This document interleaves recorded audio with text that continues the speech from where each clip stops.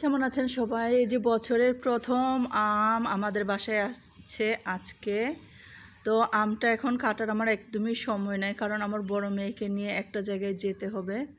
কিন্তু ছোট মেয়েটা মানছে না, বলছে আম খাবে। তো আম খাওয়ার আগে আমটা একটু ভালো করে ধুয়ে নিতে চাচ্ছি। হাতে একটু সময় নেই, আমটা একটু পানিতে ভিজিয়ে রাখতে বলেছিল, কিন্তু আমি এখনই শুধু ধুয়ে এখনই একটু পর কেটে দিব।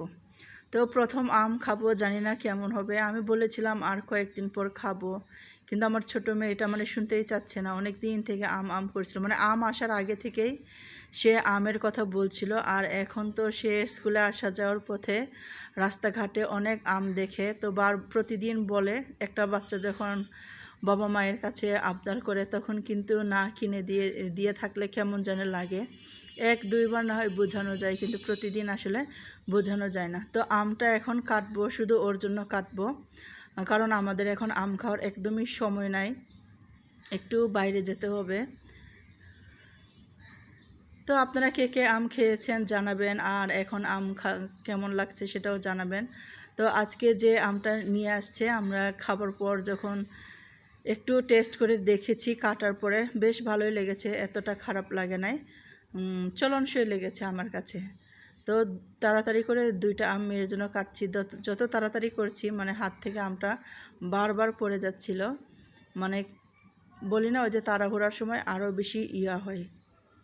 সঠিক সময়ে সঠিক কথা বলতে না পারার জন্য জীবনে অনেক সমস্যার মধ্যে পড়ছি, যে সমস্যাগুলোর সম্মুখীন করা আমার কথা ছিল না।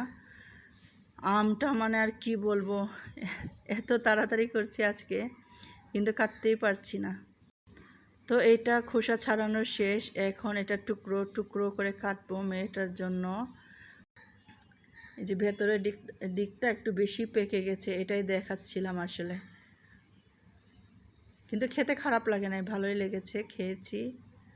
পরে আমরা খেয়েছি, যখন কেটেছি তখন তো কেটেছি, যখন ভয়েস দিচ্ছি তখন তো খাওয়ার পরেই ভয়েস দিচ্ছি, কারণ একটা ভিডিও দেওয়ার আগে একটু এডিট করতে হয়। তো এই যে আমটা কাটা শেষ, এখন মেয়েকে দিয়ে দিব। তো এতক্ষণ যারা আমার এই আম কাটার ভিডিও দেখেছেন, আপনাদের সবাইকে অনেক ধন্যবাদ জানাচ্ছি। আপনাদের দিয়ে খেতে পারলাম না, শুধু আমরা খেলাম। তো কিনে খাবেন।